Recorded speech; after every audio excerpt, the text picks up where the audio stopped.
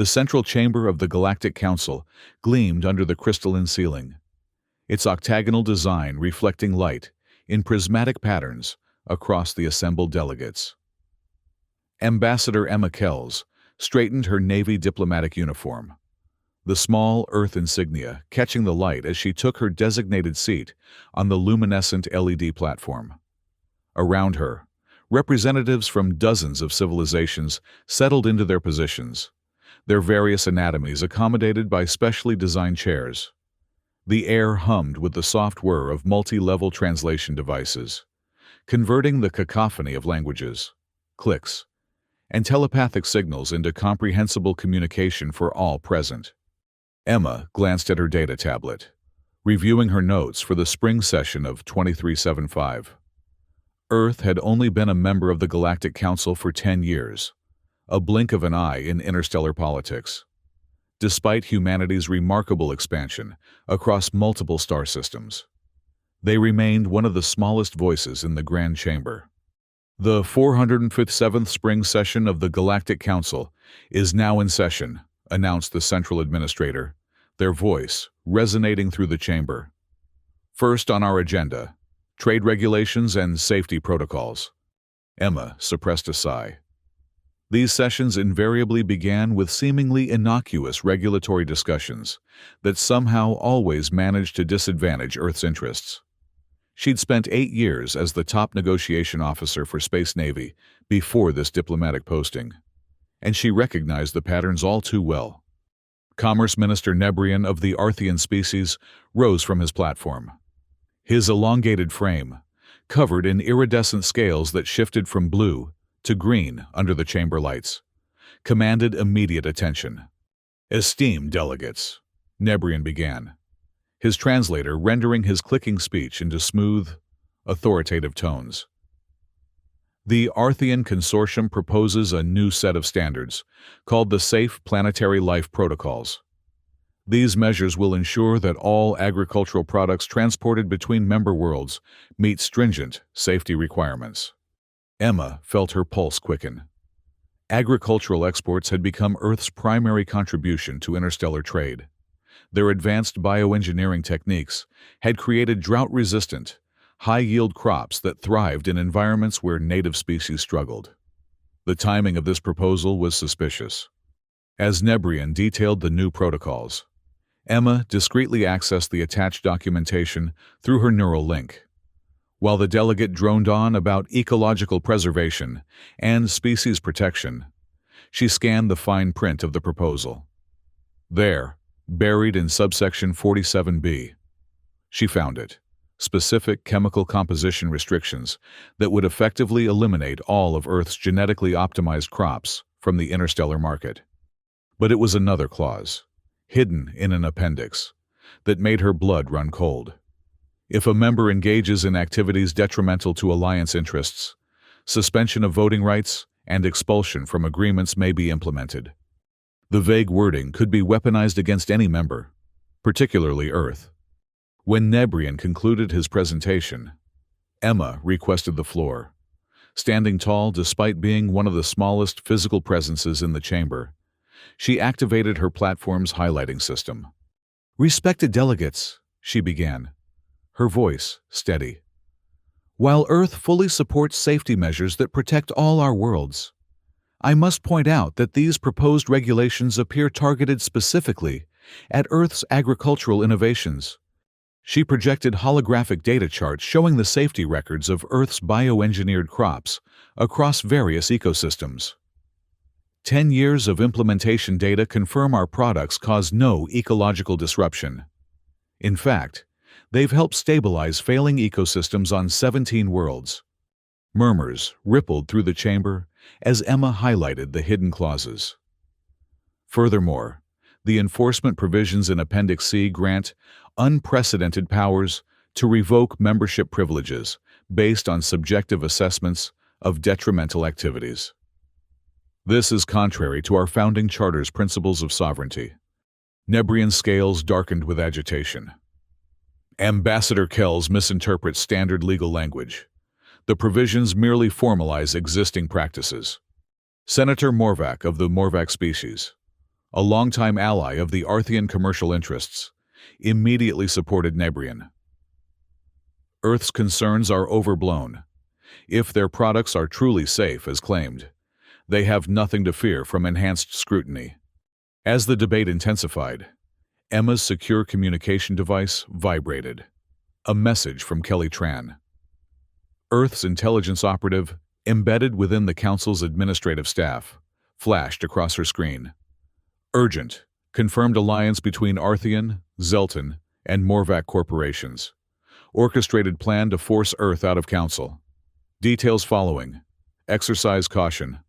Emma maintained her composed expression while her mind raced. The pieces suddenly fit together. The increasing regulatory hurdles Earth had faced over the past 2 years. The systematic rejection of human scientific contributions. The accidental exclusion from key subcommittee meetings. This wasn't random bureaucratic friction. It was a coordinated campaign. The session adjourned without resolution, with the proposal scheduled for further discussion the following day. As delegates filtered out of the chamber, Emma retreated to her private office in the Earth Consulate section of the massive council complex. Kelly Tran arrived 20 minutes later, her former Starfleet training evident in her precise movements and alert eyes. She placed a secure data crystal on Emma's desk. "I've been tracking communication patterns between the Arthian Commerce Ministry and several major corporations," Kelly explained, activating the holographic display. 3 months ago, executives from Arthian Agritech, Zelton Energy Consortium, and Morvac Trading Guild held a series of meetings on Proxima Station. They've established a joint venture called Galactic Resource Protection Initiative. The display showed financial transfers, meeting records, and intercepted communications. Their actual goal is resource monopolization, Kelly continued. Earth's agricultural innovations threaten their market control. According to these projections, they stand to lose 38% of market share within 5 years, if our crops continue to spread. Emma studied the data. And they're using the Council's regulatory powers as a weapon. Exactly. But there's more. Kelly's expression darkened. The Morvac delegate has drafted a comprehensive economic sanction proposal against Earth if we don't comply with the new regulations. It includes travel restrictions, communication limits, even potential military containment measures. Emma's eyes widened. They're willing to go that far? Over agricultural competition? It's not just agriculture, Kelly replied. It's about precedent. Earth joined the Council only a decade ago, but we've already disrupted centuries-old power structures. Our technological innovation rate exceeds most established members. If other smaller civilizations see us succeed, it threatens the dominance of the founding species. The ambassador paced her office, mind working through scenarios. We need allies. What about the Chithari Union or the Nereid Kingdoms? They've been neutral in most council votes. Potentially receptive, Kelly nodded. Both have suffered under similar regulatory restrictions in the past, and neither has strong ties to the Arthian-Zelton-Morvac alliance. Emma made her decision. Schedule confidential meetings with both delegations, and connect me with Earth's central administration. We need to discuss contingency plans, including the possibility of withdrawal. Kelly looked startled. Withdrawal? From the Galactic Council? That would be unprecedented. So is this level of coordinated hostility against a member world? Emma replied grimly. If they're preparing to force us out, we should consider leaving on our own terms. But first, let's see if we can find allies within the system. The following days unfolded in a whirlwind of private meetings and encrypted communications.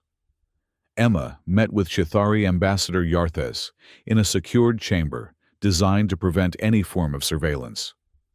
The insectoid diplomat's compound eyes studied Emma carefully as she presented the evidence of the conspiracy. These tactics are familiar, Yarthes acknowledged, mandibles clicking softly. The Chithari Union faced similar pressure centuries ago when our biochemical innovations threatened Arthian pharmaceutical monopolies. We survived by accepting restricted market access. We're not willing to accept such restrictions, Emma stated firmly. Earth believes in free exchange of innovations that benefit all species. Yarthes' antennae twitched, a sign of cautious interest. A principled stance, but principles rarely survive contact with council politics. What exactly are you proposing, Ambassador Kells? An alliance of smaller civilizations, Emma explained.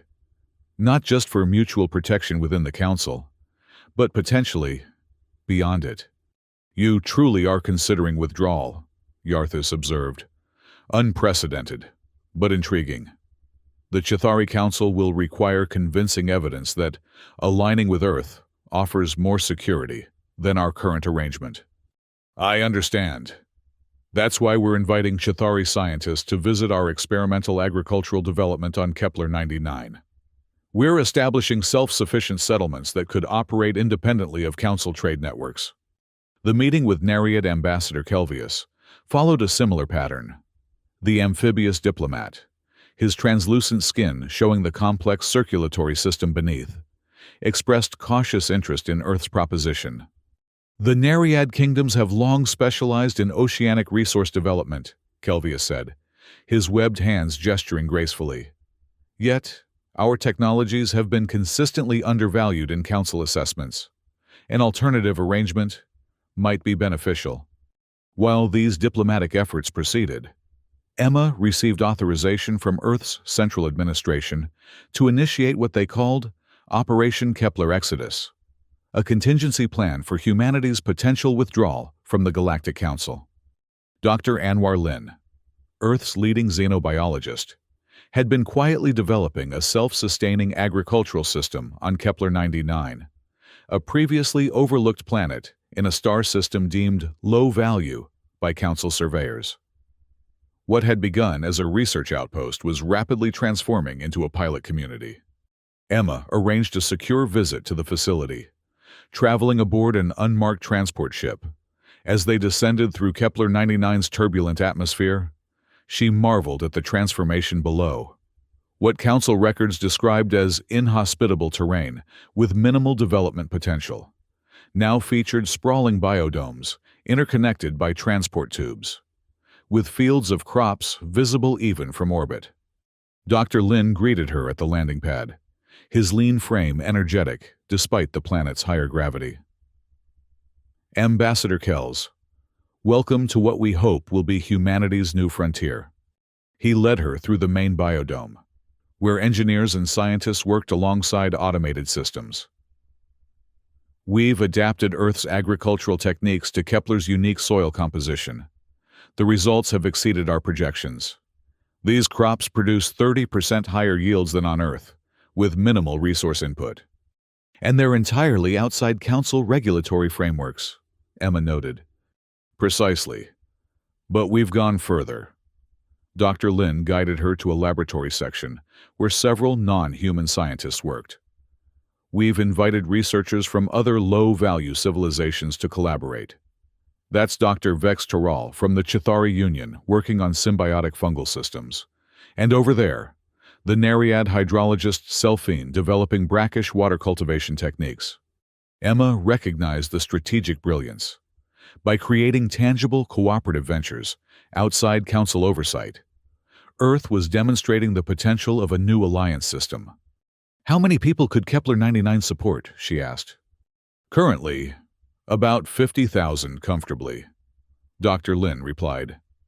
But with continued development, several million within 5 years, and we've identified 23 other compatible planets in what we're calling the Ancient Astronomical Belt, systems overlooked by the Council due to their distance from established trade routes. As they continued the tour, Emma received an urgent communication from Kelly, viewing it in private.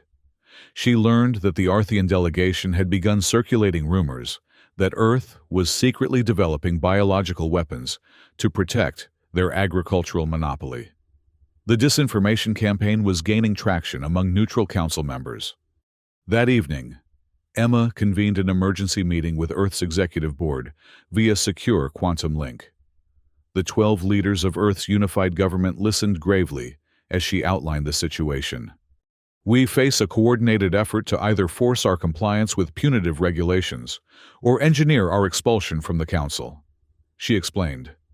Our intelligence suggests they're preparing formal sanctions that would effectively cripple our interstellar capabilities.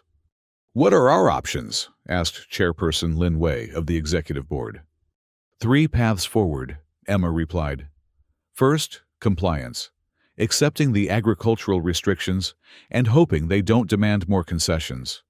Second, fighting within the system, marshalling our allies for a prolonged political battle in the Council. Third, withdrawal, leaving the Galactic Council on our terms before they can force us out. After hours of discussion, the decision was made. Earth would prepare for withdrawal while continuing to build alliances with sympathetic civilizations. Operation Kepler Exodus would accelerate, with transport ships secretly reassigned to evacuation duty. Director Karen Adams, Emma's close colleague and head of the Exodus operation, implemented the logistics network. Officially, the massive movement of personnel and resources was classified as extended scientific missions and trade development initiatives. In reality, Earth was quietly establishing the foundations for independent existence outside Council oversight. Over the following weeks, Emma navigated the increasingly hostile Council sessions while finalizing withdrawal preparations. The Arthean-led coalition grew bolder, introducing additional restrictive measures targeting human activities. Meanwhile, Kelly's intelligence network uncovered more details of their ultimate strategy. They're planning to invoke emergency powers to freeze Earth's assets throughout Council space, Kelly reported during a secure briefing.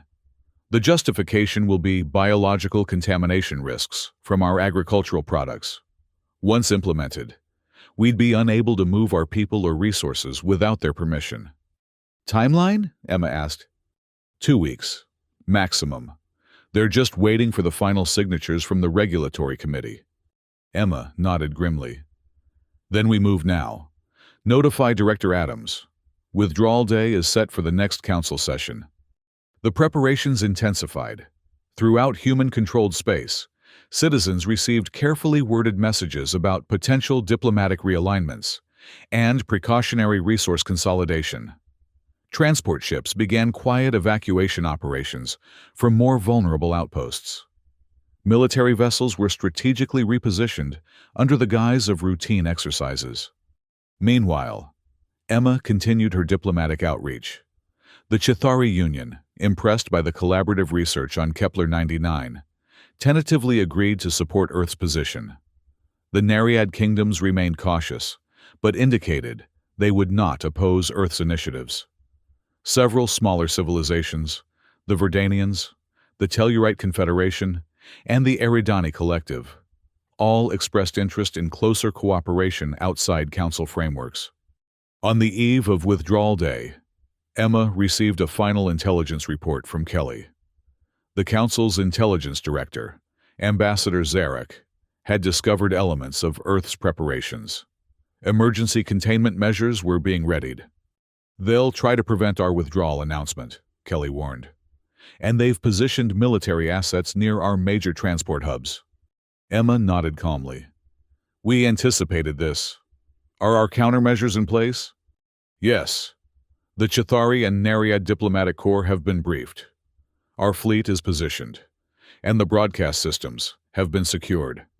That night, unable to sleep, Emma stood at the viewport in her quarters, gazing at the spectacular view of the Council headquarters world. The massive structures rose like crystalline mountains against the night sky, illuminated by the soft glow of 1 trillion lights. For millennia, this had been the center of galactic civilization, the pinnacle of interspecies cooperation. Yet beneath the beautiful facade lay an entrenched system that preserved power for a select few while marginalizing countless others. Perhaps humanity's withdrawal would disrupt that system, not just for Earth's benefit, but for all the overlooked civilizations relegated to the periphery. The day dawned with an air of tension throughout the Council complex. Emma dressed in her formal diplomatic attire, the ceremonial version reserved for major occasions. As she fastened the platinum Earth insignia to her collar, she knew she was preparing not just for a speech, but for a pivotal moment in human history. The council chamber filled rapidly. Rumors had spread about a significant Earth announcement, drawing even delegates who typically skipped routine sessions. Emma noted the strategic positioning of Arthean security personnel near the chamber exits, a clear sign that Ambassador Zarek had indeed anticipated something disruptive. As the session began, Emma requested immediate speaking privileges, citing diplomatic protocol that allowed member civilizations to address emergent concerns. After a moment of hesitation, the central administrator granted her request. Emma rose and walked to the central platform. The chamber fell silent as the translation systems calibrated to her voice. "Esteemed delegates of the Galactic Council," she began, her voice steady and clear. "For 10 years, Earth has participated in this august body with good faith and sincere dedication to the principles of interstellar cooperation. We have contributed our innovations, respected your traditions, and sought to be worthy members of this ancient institution." She paused, her gaze sweeping across the assembled representatives. "Today, however, I stand before you to announce that Earth is withdrawing from the Galactic Council, effective immediately." A wave of murmurs swept through the chamber. Several delegates rose in protest, but Emma continued, her amplified voice cutting through the growing commotion. "This decision was not made lightly. We have endured years of systematic marginalization. We have watched as regulations were crafted specifically to restrict our contributions. We have uncovered evidence of coordinated efforts to undermine our standing and eventually force our expulsion." On cue, holographic displays activated throughout the chamber, showing the documented communications between Arthean, Zelton, and Morvac officials that Kelly had uncovered. "Rather than subject our people to further manipulations, we choose independence. We choose a future based on genuine cooperation, not controlled subjugation. Today, humanity withdraws from the Galactic Council. Our lives will not be spent in servitude to those who fear the future."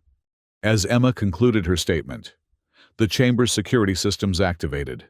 Translucent energy fields materialized at all exits, effectively sealing the delegates inside. Ambassador Zarek rose from his seat, mandibles flaring in agitation. "This is an unauthorized disruption of council proceedings," he declared. "Ambassador Kells, your announcement constitutes a violation of membership protocols. Security will escort you to a diplomatic containment area while the council addresses this irregularity." Emma smiled slightly. "I'm afraid that won't be possible, Ambassador Zarek." At that moment, throughout council space, hundreds of Earth transport vessels simultaneously emerged from subspace near the Hong Kong Gate, the council's primary transit hub. Alongside them appeared ships bearing the insignia of the Chithari Union, the Nereid Kingdoms, and several other civilizations that had been dismissed as minor powers. Inside the council chamber, the massive view screens normally used for data presentations suddenly switched to live feeds of this coordinated fleet movement. The delegates watched in stunned silence as Earth vessels, protected by a mixed escort of Allied ships, bypassed the council blockade attempts and established transit corridors. Chithari Ambassador Yarthas rose from his seat, compound eyes gleaming in the chamber lights. "The Chithari Union acknowledges Earth's withdrawal and extends protective diplomatic status to all human vessels within our territories." Nereid Ambassador Kelvius followed suit. "The Nereid kingdoms recognize the right of self-determination and will permit unrestricted passage through our space lanes for Earth vessels." One by one, representatives from civilizations long marginalized by the Council's power structure declared their support for Earth's withdrawal. Each statement further undermined the Council's authority and revealed the extent of the diplomatic revolution Emma had orchestrated. Commerce Minister Nebrian, scales darkened to almost black with rage, slammed his appendage on the console. "This is conspiracy, rebellion. The Council will not tolerate such flagrant disregard for established order. Emma turned to face him directly. It is neither conspiracy nor rebellion, Minister. It is simply the natural consequence of your own actions. You sought to control through exclusion and manipulation. You have instead catalyzed a new form of cooperation. With that, she removed her council identification badge and placed it on the central platform.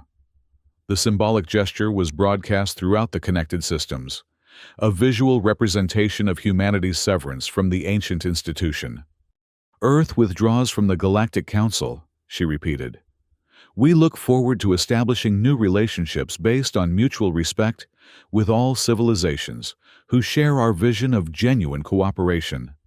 As she stepped down from the platform, the chamber's security fields abruptly deactivated, overridden by Chitauri technicians who had infiltrated the system. The path to the exits cleared, and Emma, accompanied by the Earth delegation, walked out of the council chamber for the final time. Throughout known space, the consequences of Withdrawal Day unfolded rapidly. Financial markets experienced unprecedented volatility as traders tried to assess the implications of humanity's exit from council trade frameworks. The price of Earth agricultural products spiked as worlds dependent on these imports rushed to secure supplies before potential disruptions. The Council hastily convened an emergency session, now missing the Earth delegation. Ambassador Zarek presented a scathing assessment of the human betrayal, while the Arthian delegate called for comprehensive sanctions against Earth and its allies. The Zeltan representative proposed a military containment strategy to prevent the spread of destabilizing influences. Yet their unified front had already fractured. Several previously reliable council voters abstained from these punitive measures, unwilling to antagonize the emerging alliance that Earth was forming. Others openly questioned whether the Council's approach to smaller civilizations needed reconsideration. Meanwhile, Emma had relocated to the newly established coordination center aboard the Earth diplomatic vessel Horizon. From this mobile headquarters, she worked with Director Adams to manage the complex logistics of humanity's transition. The Kepler settlements are receiving evacuees at maximum capacity, Director Adams reported. We've initiated development on 3 additional systems within the ancient astronomical belt. Preliminary surveys confirm viable conditions for expanded habitation. Emma nodded, studying the strategic displays.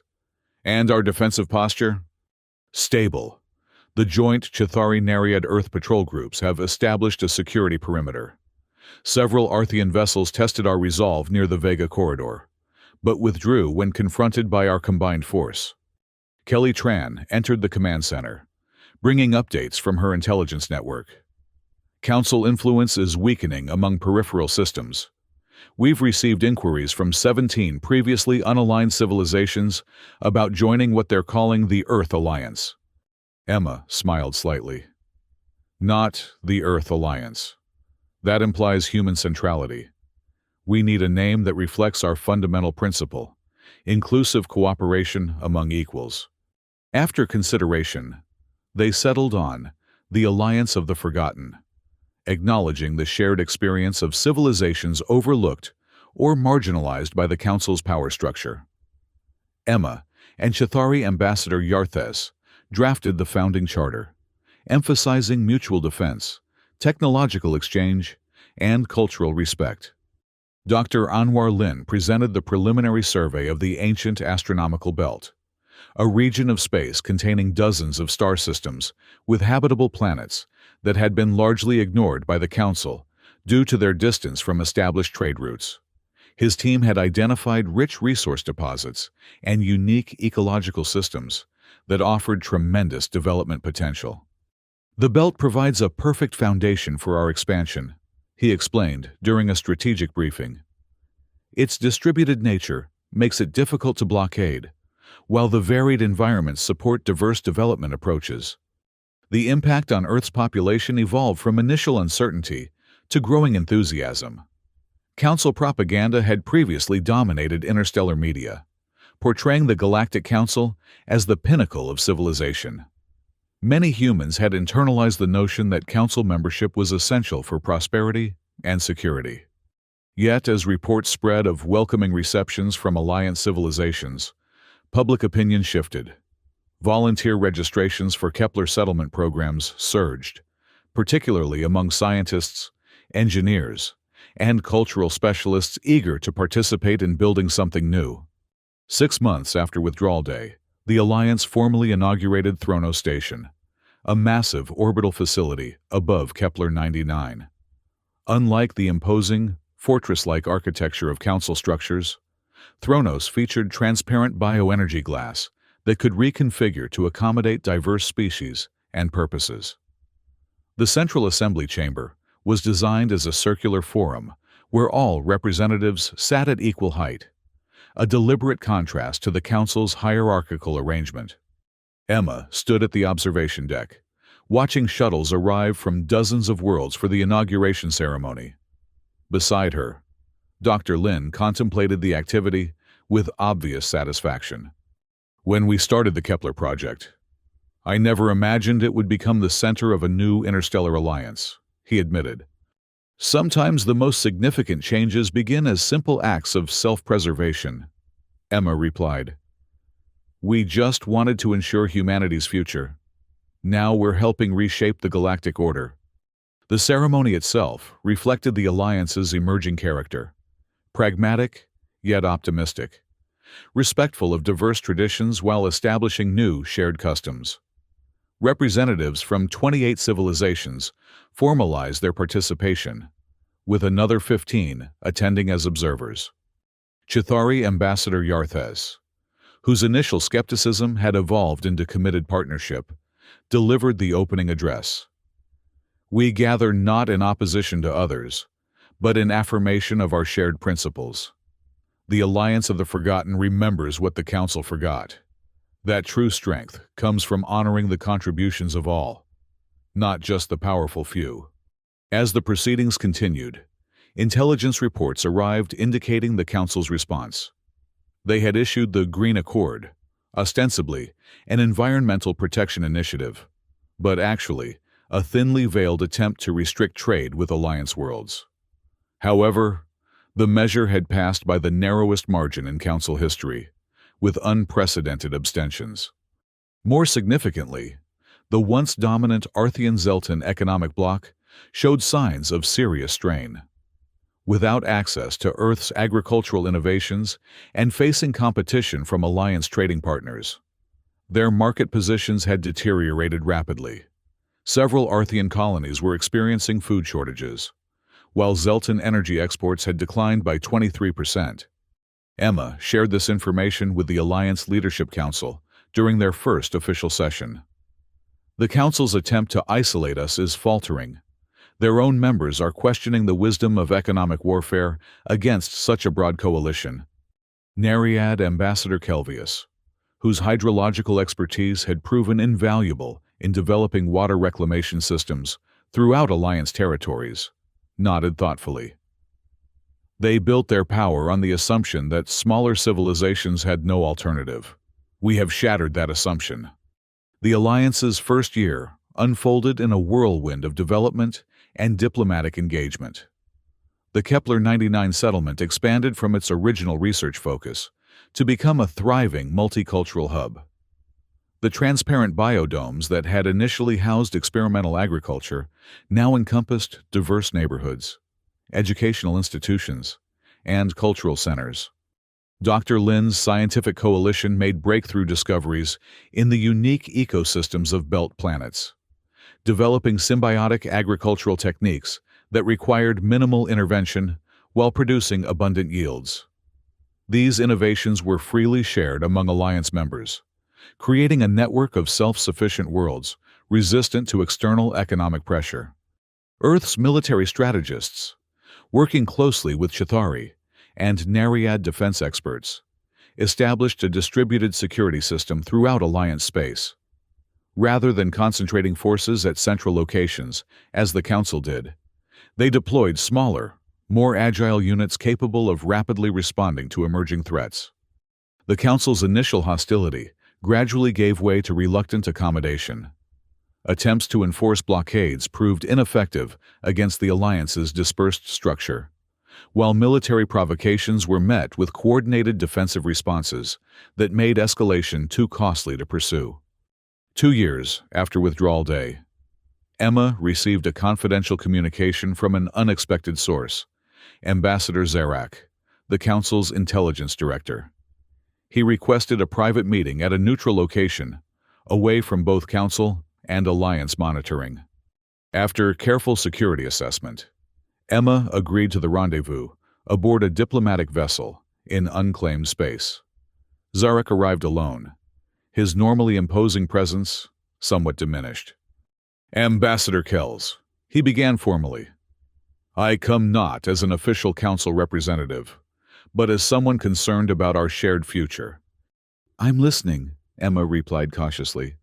"The council is fracturing," Zarak admitted. "Your withdrawal exposed contradictions we had long ignored. Several major members are threatening to follow Earth's example if reforms aren't implemented." Emma maintained a neutral expression. "That sounds like an internal council matter." "It affects us all," Zarak insisted. "A chaotic dissolution of the council could trigger conflicts across multiple sectors. Some hardliners are already advocating preemptive military action against secessionist elements." "Are you suggesting the council might attack the Alliance?" Emma asked sharply. "No, at least, not the council as an institution. But individual members might act unilaterally out of desperation." Zarak leaned forward. "I'm here to propose a different path, a gradual reconciliation, not Earth's return to the council, but a negotiated coexistence between our systems." The conversation continued for hours, exploring potential frameworks for peaceful interaction between the two interstellar orders. While no formal agreements resulted, the meeting established a back-channel communication pathway that would prove valuable in the coming years. 5 years after Withdrawal Day, the galactic landscape had transformed dramatically. The Alliance of the Forgotten had grown to include 43 full members and 61 affiliated partners. Its distributed governance model, emphasizing local autonomy within a framework of shared principles, had proven remarkably adaptable to diverse cultural contexts. The ancient astronomical belt, once dismissed as frontier space, had become a thriving region of innovation and cultural exchange. Kepler 99, the initial outpost of humanity's exodus, now hosted a planetary population of over 3 million beings from dozens of species. Thronos Station had expanded into a major diplomatic and commercial hub, its distinctive transparent architecture becoming a recognized symbol of the Alliance's open approach. The Galactic Council still existed, but in significantly altered form. After a series of internal crises triggered by Earth's withdrawal, a reform faction had gained influence. The domination of the Arthean-Zelton-Morvac coalition had broken, replaced by a more balanced distribution of power. While still more centralized and hierarchical than the Alliance, the Council had adopted some of its rivals' more successful practices. Emma Kells, now serving as Coordination Director for Alliance Diplomatic Affairs, stood at the observation deck of Thronos Station.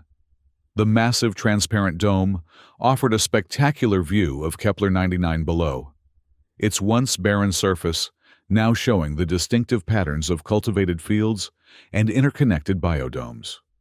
Dr. Anwar Lin joined her, his face showing the lines of age, but his eyes still bright with enthusiasm.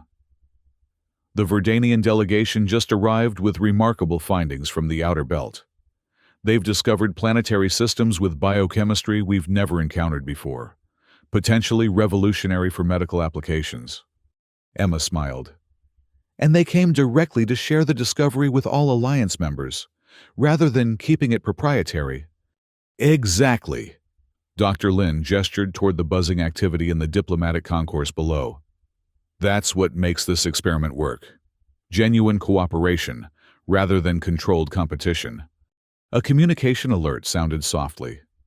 The message displayed on the nearby console carried the formal insignia of the Galactic Council, a request for establishing regular diplomatic relations between the two interstellar systems. "It seems they've finally accepted our legitimacy," Emma observed. "Only took them 5 years," Dr. Lin replied with a slight smile. As Emma composed the response, accepting the overture while maintaining the alliance's independent status, she reflected on the journey that had begun with a single act of withdrawal. What had started as Earth's self-preservation had catalyzed a transformation that now encompassed hundreds of worlds and trillions of sentient beings. The day humans withdrew from the Galactic Council had indeed been the day the universe changed, not through confrontation or conquest, but through the creation of a genuine alternative.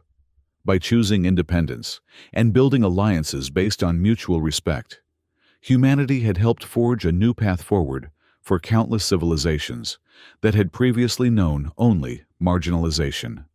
Outside the observation dome, the star-filled expanse of the ancient astronomical belt glittered with possibility. Ships bearing the distinctive insignia of the Alliance, a white star on a blue field, radiating lines of connection, moved purposefully between worlds that had once been forgotten, but now stood at the center of a new galactic future. The transparent walls of Thronos Station caught the light of Kepler's sun, sending prismatic patterns across the assembly hall where representatives from dozens of species gathered in equals council. Among them, humans worked alongside Chitauri, Nereid, Verdanians, and many others, no longer defined by their past status within the council hierarchy, but by their contributions to their shared future. As the diplomatic message was transmitted across the vast distances of space, Emma knew that the true revolution was not merely political or economic, but philosophical. The Alliance had demonstrated that cooperation need not require domination, that diversity could be a source of strength rather than division, and that even the most entrenched powers could be changed not through conflict, but through the creation of better alternatives. The day humans withdrew from the Galactic Council was the day the universe learned that the future belonged not to those who controlled the past, but to those brave enough to imagine something new.